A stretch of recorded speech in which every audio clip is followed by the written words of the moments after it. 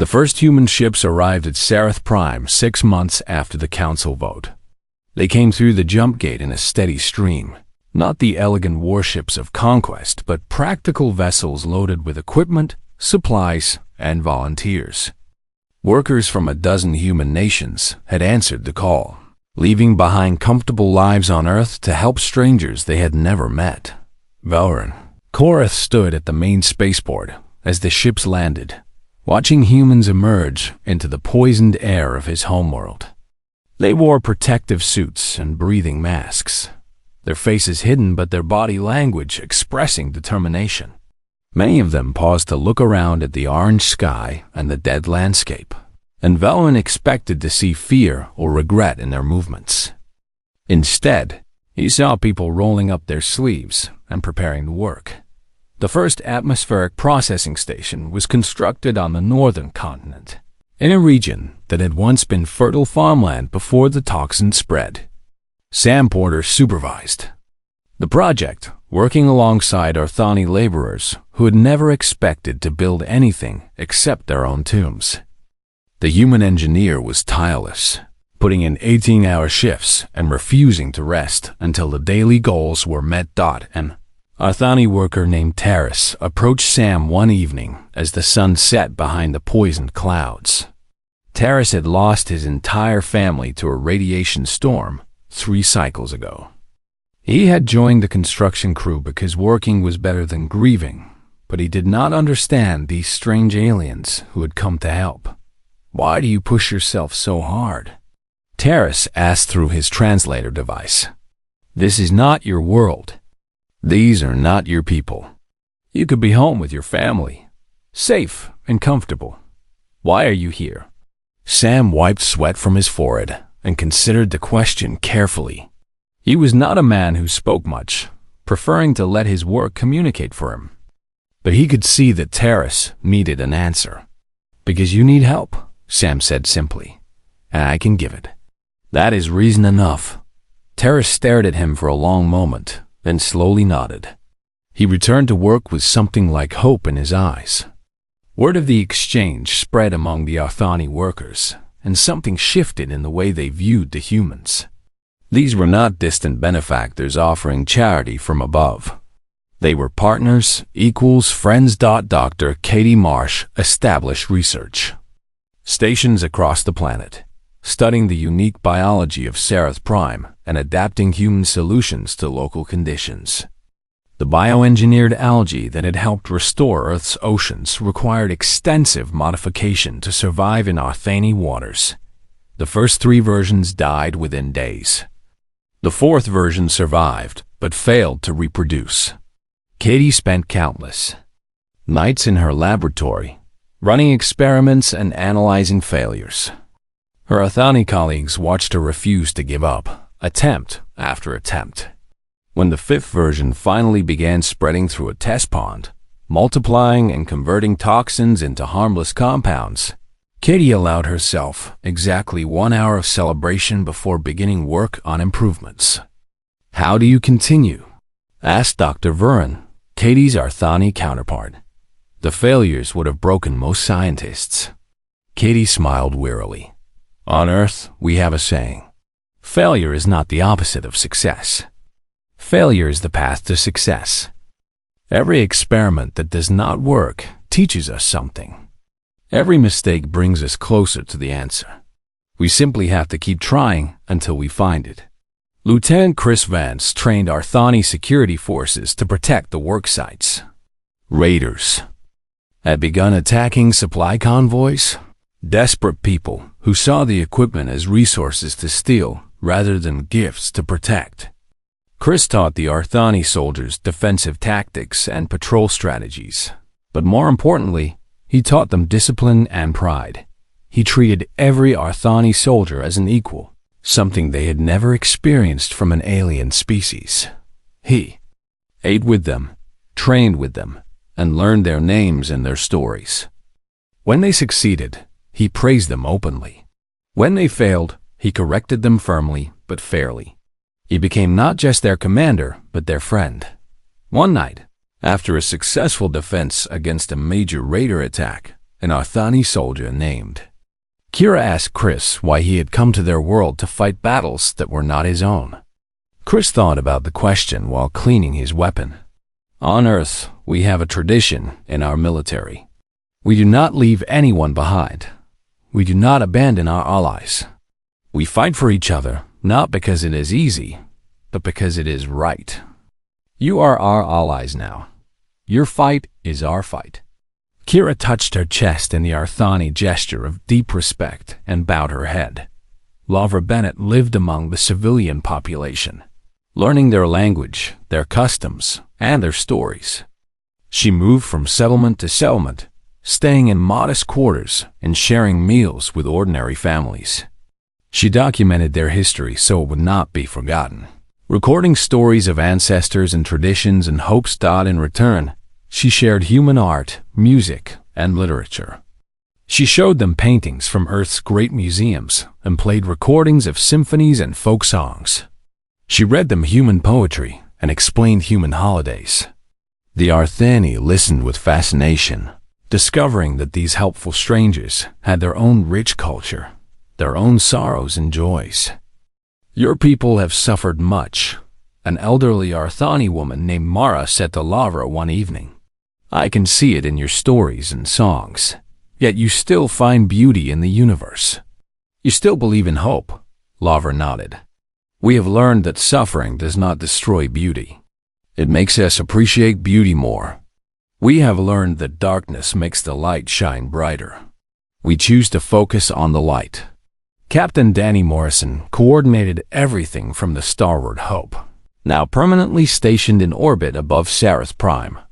He managed logistics, negotiated supply routes, and maintained communication with Earth.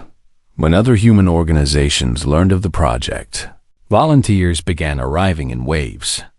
Engineers, doctors, teachers, farmers, anyone who had skills to offer and heart enough to care. Danny welcomed each new arrival personally, briefing them on the mission and the challenges ahead. He was honest about the difficulties. The work was hard. The conditions were dangerous. Success was not guaranteed, but he also shared his vision of what they were building together. We are not just saving a planet, Danny told them. We are showing the galaxy what humanity can be. We are proving that compassion is not weakness, that hope is not foolishness, that the universe can be changed by those who refuse to accept it as it is. Voran Korath served as the bridge between species throughout the long months of work. He translated not just languages but perspectives, helping humans understand Arthani pride and helping his people accept human generosity without shame. He watched the two species learning from each other, growing together, becoming something new. The work was slow, exhausting, and often discouraging. Equipment broke down. Storms destroyed progress. Supplies ran short. Tempers flared. But every day, the humans returned to work. Every day, the Arthani worked beside them. Every day, the impossible became slightly more possible. And slowly, so slowly that it was hard to notice at first, the sky began to change. The sky of Sarath Prime had not been blue for 300 years. Voran Korath remembered the old pictures in the history archives, images from a time when his ancestors could walk under open skies without fear.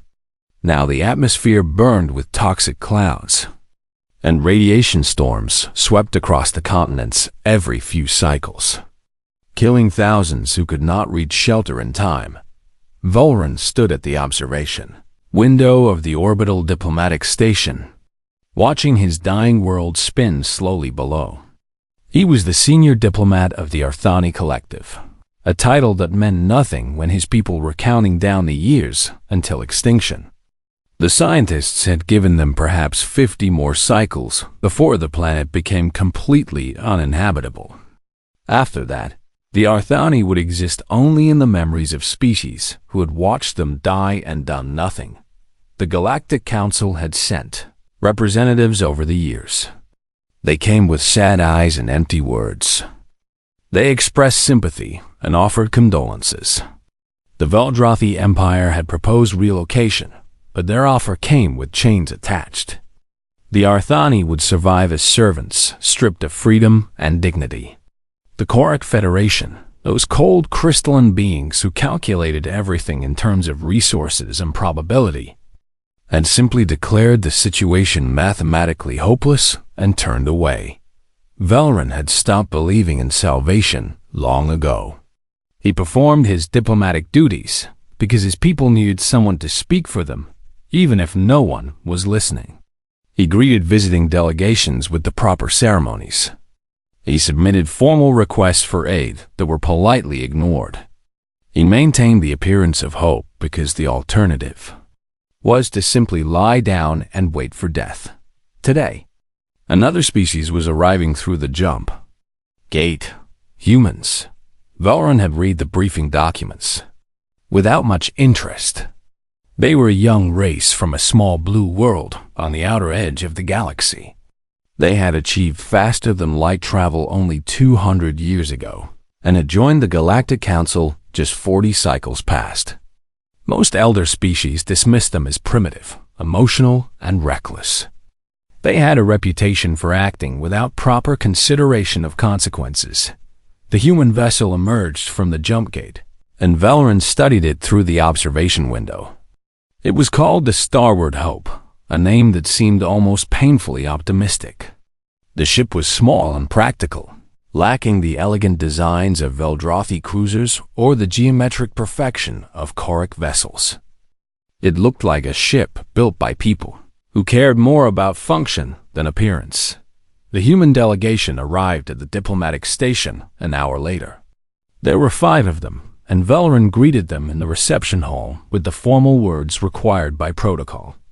Their leader was a man named Danny Morrison, captain of the Starbound Hope. He was neither young nor old, with lines around his eyes that suggested he had seen difficult things and survived them. When he shook Valoran's hand in the human greeting custom, his grip was firm but gentle. The others introduced themselves one by one. Dr. Katie Marsh was their chief scientist, a woman with bright, curious eyes who immediately began studying everything around her with obvious fascination. Lieutenant Chris Vance handled their security, a solid man who moved with quiet confidence. Sam Porter was their engineer, his hands rough from years of practical work. Laura Bennett served as their cultural liaison, and she smiled warmly at Valoran in a way that seemed genuine rather than diplomatic. Valoran led them through the station, explaining the situation on Seraph Prime as he had explained it to dozens of delegations before. He showed them the atmospheric readings, the radiation maps, the population projections. He kept his voice steady and professional, reciting the facts of his people's slow death as if reading from a report. The humans listened without interruption. They did not offer immediate sympathy or make promises they could not keep. They simply paid attention, asking occasional questions that showed they were truly trying to understand. When they reached the main observation deck, Valoran activated the display screens. Images appeared showing the surface of Seraph Prime, abandoned cities standing empty under poisoned skies, refugee camps crowded with families who had lost everything, children wearing protective masks because the air would burn their lungs, medical stations overflowing with radiation sickness patients, mass graves on hillsides where the dead were buried faster than monuments could be raised. Valoran had shown these images many times. He had watched diplomats from a dozen species view them with expressions of distant pity before returning to their comfortable ships and forgetting what they had seen. He expected nothing different from the humans, but Danny Morrison did not look away. He studied each image carefully, his expression growing more troubled with every scene of suffering. When the display finished, he stood in silence for a long moment, and Valoran saw something in his eyes that he had not seen in any alien visitor before. It was not pity. It was determination. Danny turned to his crew. They had gathered close around him, and Valoran noticed that Katie Marsh was wiping moisture from her eyes. Sam Porter's hands were clenched at his sides. Laura Bennett had pressed her palm against the display screen, as if trying to reach through it to comfort the suffering people shown there. "Can we help them?" Danny asked his crew. His voice was quiet but steady. The question hung in the air. Valron felt his heart stop. In all his years of diplomatic service, through all the delegations and formal meetings and carefully worded requests, no one had asked that question. Other species had debated whether the Arthani deserved help, whether helping them was practical, whether the resources could be better spent elsewhere. But no one had simply asked if help was possible. Katie Marsh nodded slowly. "I would need to study the data more carefully, but I believe there might be options that have not been explored." Chris Vance straightened his shoulders. "If we commit to this, we commit fully. No half measures." Sam Porter was already looking at the technical readouts with professional interest. "The engineering challenges are significant, but not impossible. We have faced worse." Laura Bennett stepped forward and looked directly at Valron. "Your people should not have to face this alone." "No one should." Danny Morrison turned to Valron, and in that moment, the human captain seemed larger than his physical form. There was a weight to his presence, a sense of absolute sincerity that Valron had never encountered in any diplomatic exchange. "We would like to help," Danny said simply. "If you will allow us." Valron tried to speak, but his voice failed him. For the first time in years, he felt tears forming in his eyes. He had spent so long preparing himself for the end, protecting his heart from hope, because hope was too painful when it always led to disappointment. But standing before this human who asked nothing in return, who offered help simply because help was needed, Valron felt something crack open inside his chest. "Why?" Valron managed to ask. "We have nothing to offer you. We cannot pay you. We have no strategic value, no rare resources, no military strength. Why would you help us?" Danny Morrison smiled, and it was the saddest and most beautiful smile Valron had ever seen. "Because you need help," Danny said, "and we can give it. That is reason enough." Valron Korth, who had stopped believing in miracles, found himself believing again. The news spread through the Galactic Council like fire through dry grass. The humans intended to save Sarath Prime. Within hours of Danny Morrison's announcement, representatives from a dozen species demanded an emergency session to discuss this unexpected development. Valron Korth sat in the observer gallery above the great circular chamber where the council met. He had attended many sessions here, always as a supplicant begging for scraps of attention. Today he watched with different eyes. For the first time, he was not asking for help. Someone had already offered it. The chamber filled with representatives from the major powers of the galaxy. The Veldrathi delegation arrived in their elaborate ceremonial armor. Four-eyed faces arranged in expressions of barely concealed contempt. The Choric Federation sent Prism of Doubt, a crystalline being whose body refracted light into cold rainbow patterns. Dozens of other species took their assigned positions, the established order of a galaxy that had existed long before humanity learned to make fire. Ambassador Threx of the Veldrathi spoke first. He was an imposing figure, tall and broad, with a voice that carried natural authority. He had visited Sarath Prime once many cycles ago to present the Empire's offer of relocation. Valron remembered how Threx had smiled while explaining the terms of Arthani servitude, as if he was doing them a great favor by offering slavery instead of extinction. "The Council must address this human foolishness before it causes harm," Threx declared. "These young creatures lack the technology, the resources, and the experience necessary to effect meaningful change on a planetary scale. Their interference will only accelerate the inevitable Arthani extinction and embarrass the Council in the process." Murmurs of agreement rippled through the chamber. Vorum watched the human delegation standing at the central platform. 5 small figures surrounded by the representatives of civilizations that had conquered stars. While humanity was still learning agriculture, Prism Dash of Doubt spoke next, the crystalline voice carrying no emotion. Mathematical analysis confirms Ambassador Threx's assessment. The probability of successfully restoring Sarath Prime's atmosphere is less than 3% under optimal conditions. The humans propose to work under conditions far from optimal. Resources expended on this project would be wasted. Logic demands we discourage this course of action. The Koric representative displayed holographic equations in the air, numbers and formulas that calculated the death of a world with cold precision. To the Koric, everything was mathematics. A dying species was simply an unfavorable outcome in their endless calculations. Other representatives added their voices to the chorus of opposition. The Arthani were already doomed. The humans were too primitive to understand what they were attempting. This was not a matter for council resources or attention. Better to focus on practical concerns and let nature take its course. Velrun felt his hope beginning to crumble. The weight of galactic consensus pressed down on the small human delegation. How could they stand against such overwhelming opposition? How could anyone?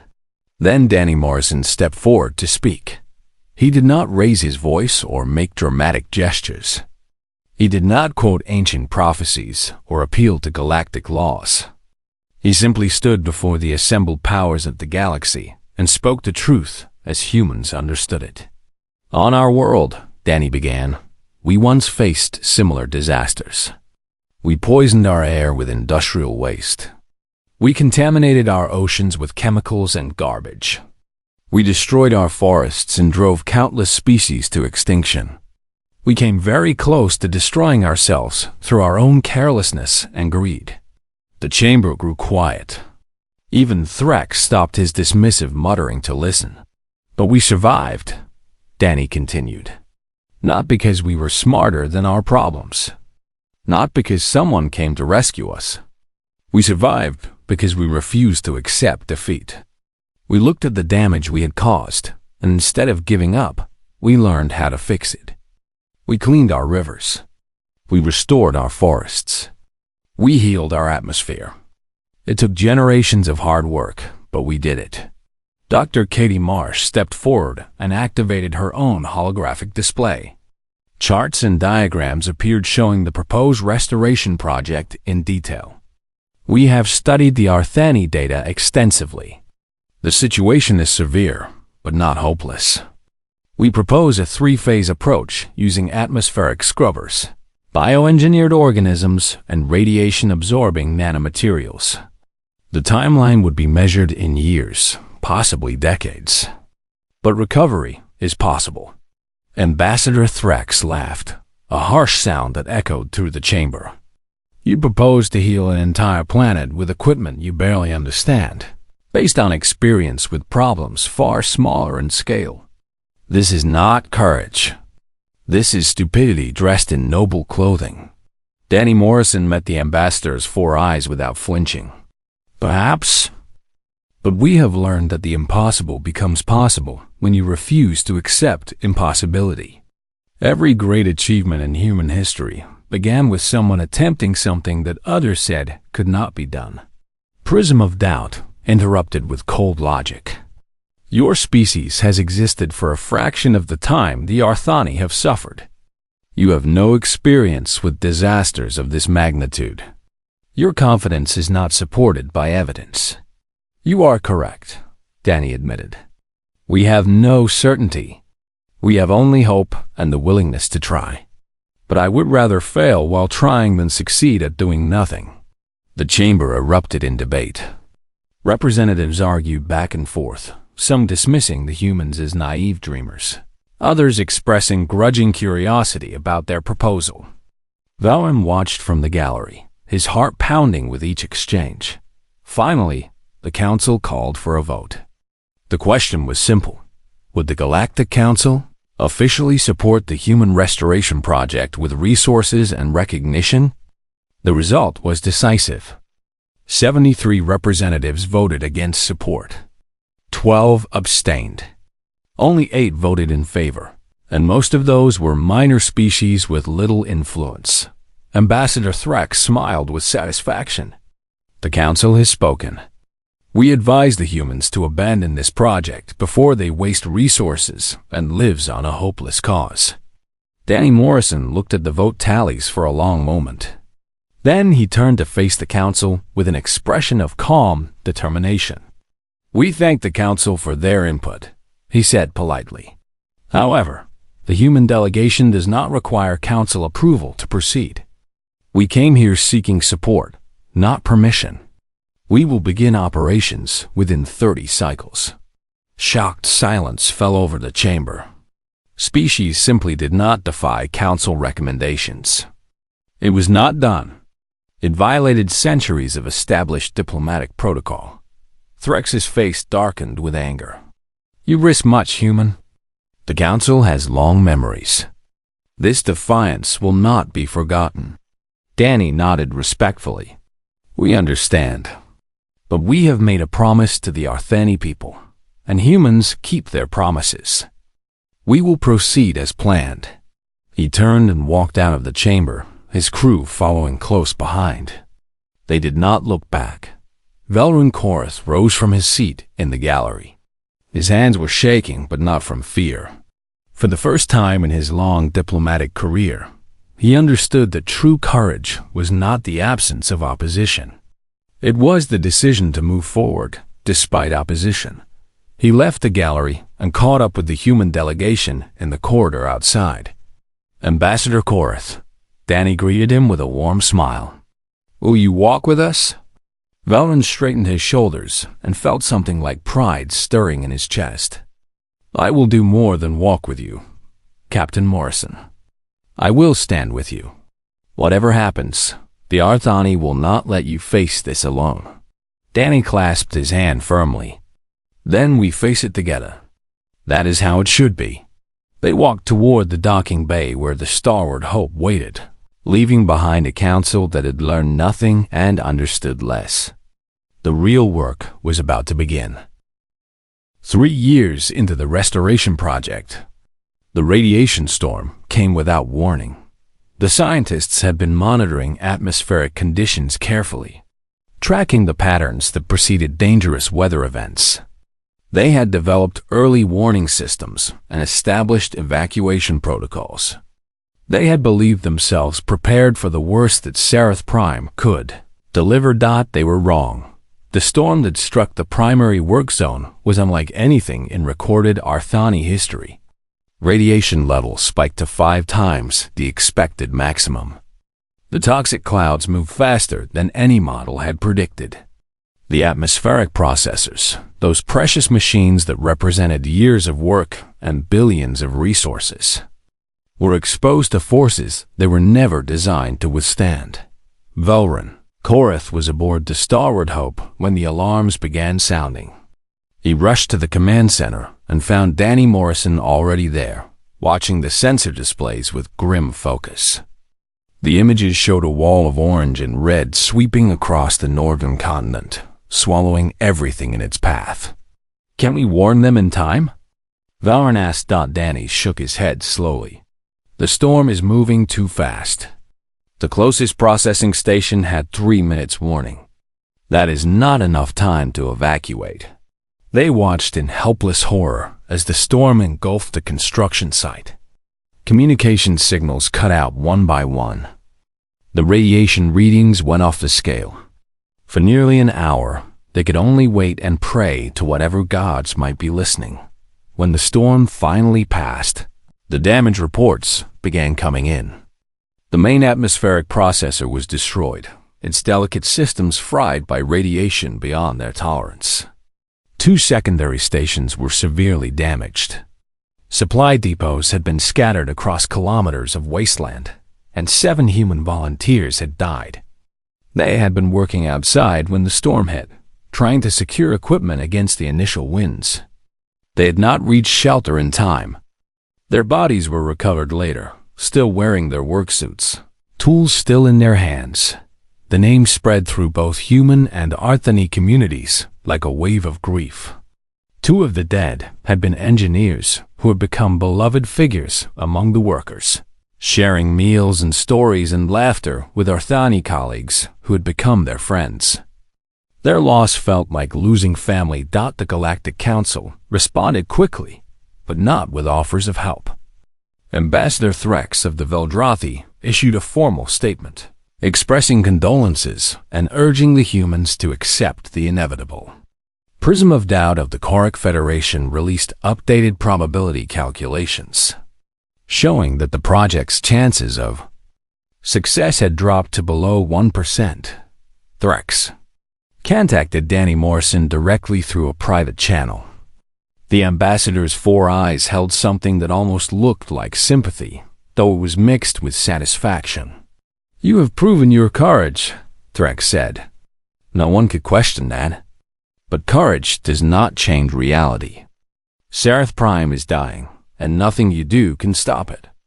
Your people have given their lives for a hopeless cause. Honor their sacrifice by ending this before more die. Danny listened without expression, then closed the channel without responding. A gathering was called in the damaged central station. The air recyclers struggled to maintain breathable conditions, and emergency lighting cast long shadows across tired, grief-stricken faces. Humans and Arthani stood together in the cramped space, looking to their leaders for guidance. Velron Korath watched Danny. Morrison moved to stand before the memorial wall where the names of the fallen had been inscribed. The human captain stood there for a long moment, his hand touching the wall, his head bowed.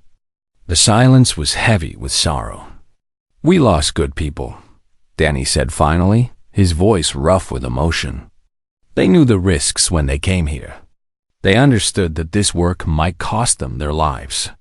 And they came anyway, because they believe that some things are worth dying for. He turned to face the assembled crowd, and Velron saw tears on the captain's weathered face. But there was steel beneath the grief, a determination that disaster had not broken. If we leave now, their sacrifice means nothing. Their names on this wall become a monument to failure. But if we stay, if we continue, if we finish what they started, then their deaths become the foundation of something greater. They become heroes who gave everything so that others could live. Dr. Katie Marsh stepped forward, her eyes red from crying but her voice steady. The storm damaged our equipment, but it also provided valuable data. We have learned things about Sarath Prime's atmosphere that we could not have discovered otherwise. I believe we can use this knowledge to strengthen our systems. This setback could become a breakthrough. Chris Vance reported that the Arthani security forces had performed admirably during the crisis. They had protected civilians, maintained order, and helped coordinate rescue efforts despite their own losses. "They are ready to stand with us," he said firmly. "They are ready to continue." Sam Porter had already begun organizing repair crews, working alongside Arthani engineers who had learned human techniques over 3 years of partnership. "We rebuild together," Sam said simply. "That is what we do." Lavra Bennett shared messages that had arrived from Earth. News of the tragedy had spread across human worlds, and the response was not despair but determination. More volunteers were preparing to come. More resources were being gathered. Human corporations, governments, and private citizens were donating money and equipment. The disaster had not weakened human resolve. It had strengthened it. Velron Korath felt tears streaming down his face. He stepped forward and addressed his people directly, speaking in their own language.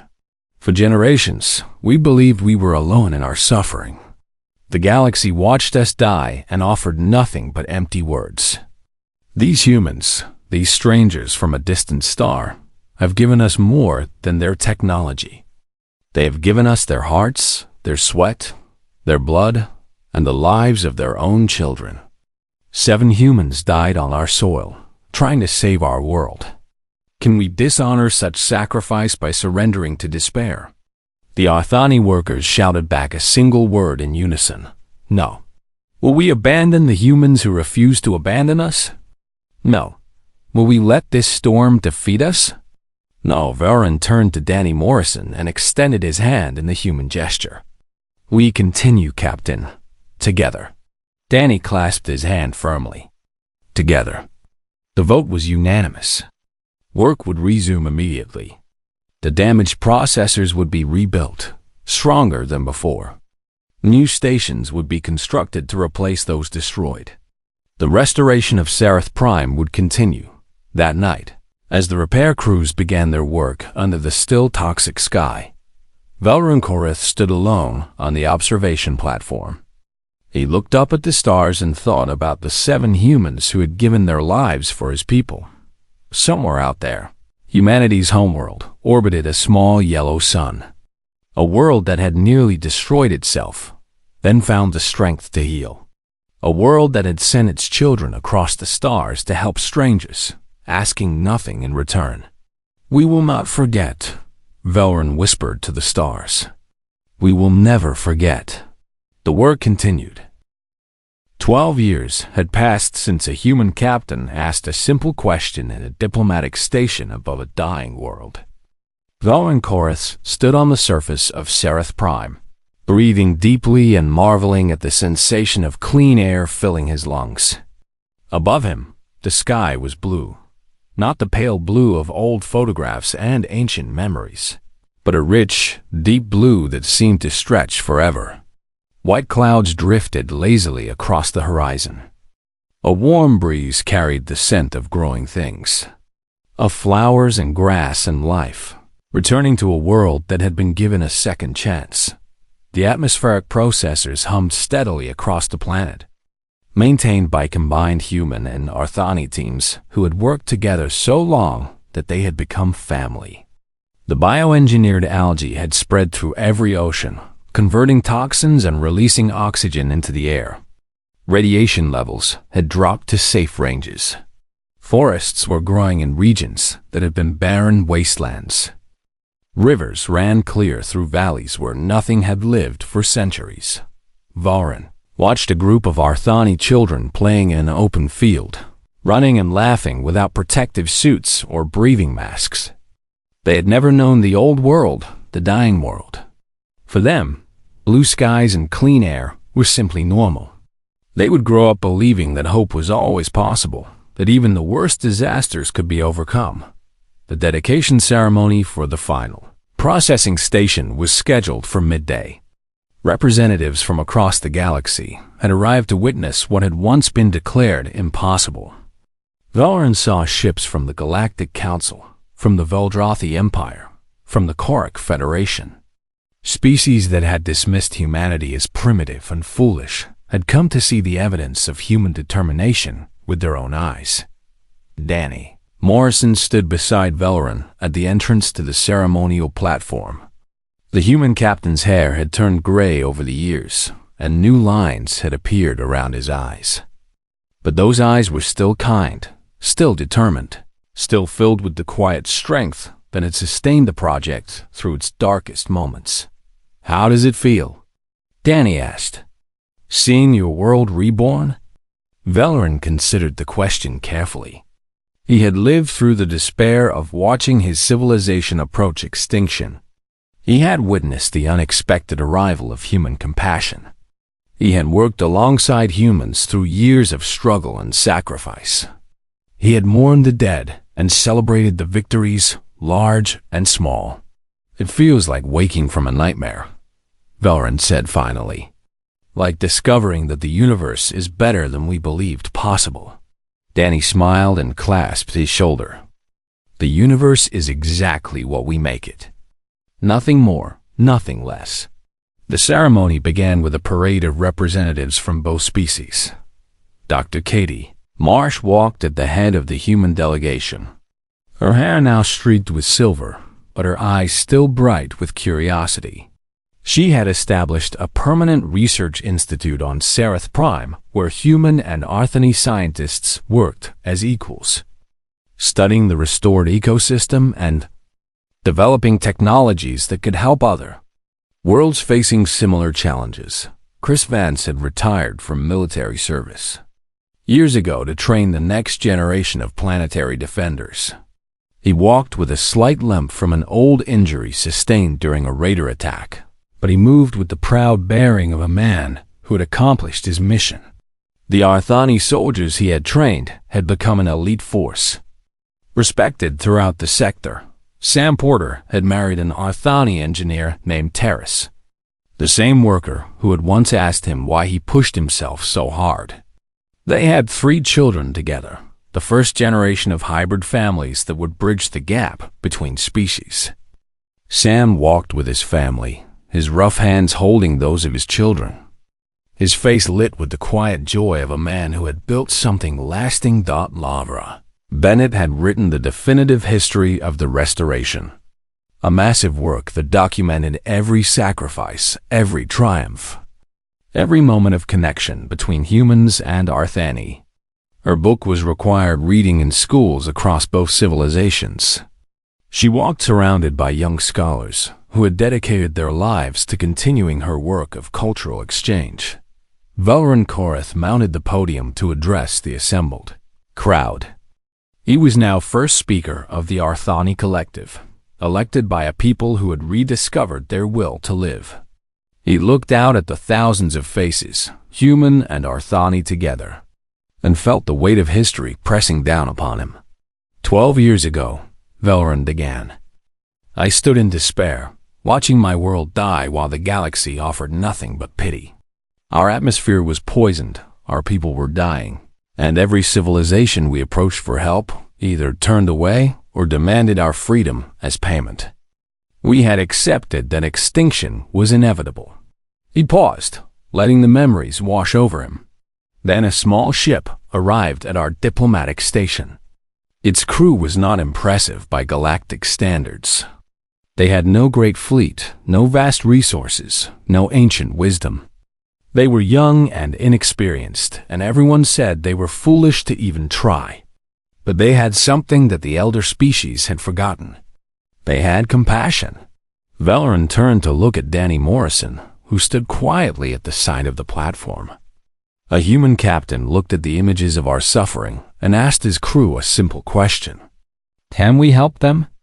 And without hesitation, they agreed. Not because helping us would benefit them. Not because they expected payment or gratitude. Simply because we needed help and they could provide it. He faced the crowd again, his voice rising. The Galactic Council voted against supporting the human mission. They said it was impossible. They said it was foolish. They said our extinction was mathematically inevitable. But the humans came anyway. They worked and bled and died for us. 7 of their children gave their lives on our soil, not for conquest or glory, but simply because they believed that saving strangers was worth any sacrifice. Velran walked to where Danny stood and extended his hand in the human gesture of friendship. You did not ask what you would gain. You did not demand payment or servitude. You simply saw people in need and chose to help. This is the nature of humanity, and it is a gift beyond measure. Danny took his hand firmly, then pulled him into a human embrace. The crowd cheered, human and Arthani voices mingling together. When the cheering faded, Danny Morrison stepped forward to speak. His voice was quiet but carried across the gathering with perfect clarity. We are all travelers in this universe, he said. Born on different worlds, shaped by different histories, speaking different languages. But beneath all our differences, we share something fundamental. We all want to live. We all want to protect those we love. We all want to leave the universe a little better than we found it. He looked up at the blue sky that humans had helped restore. The journey through the stars is long and often lonely, but it is easier when we walk together. We came to Sarath Prime as strangers. We leave as family. And wherever humanity goes in this galaxy, the Arthani will always have friends among the stars. As the sun set on the restored world, painting the sky in shades of gold and pink, Velran Korath understood why this young species had earned their place among the stars. It was not their technology or their military strength, or their ambition. It was their stubborn, irrational, beautiful refusal to abandon hope. He looked at Danny Morrison, at the humans who had become his family, at the children playing under clean skies. And he spoke the words that had once been a question, but had become a promise. "Can we help them?" he said softly to the cosmos. Always. Without hesitation. The stars above seemed to shine a little brighter in response.